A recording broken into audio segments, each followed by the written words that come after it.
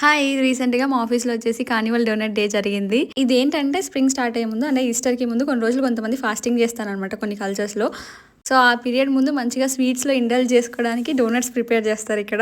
ఆఫీస్‌లో ప్రతి ఇయర్ జరుగుతది. ఇక్కడ చూసారు కదా! ట్రెడిషనల్ డోనట్స్ లాగా మధ్యలో హోల్ ఉండి అలా ఉండదు. ఇలా మొత్తం కవర్ అయ్యండి. మధ్యలో ఫిల్లింగ్ ఉంటది. లైక్ వెనిలా గానీ, జామ్ గానీ ట్రెడిషనల్‌గా అయితే జామ్ ఉంటది.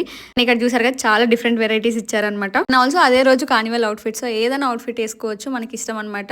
సో, నేను కూడా పార్టిసిపేట్ చేద్దామని డిసైడ్ అయిపోయాను. ఎందుకంటే ఇప్పుడు కాకపోతే ఇంకెప్పుడు చెప్పండి.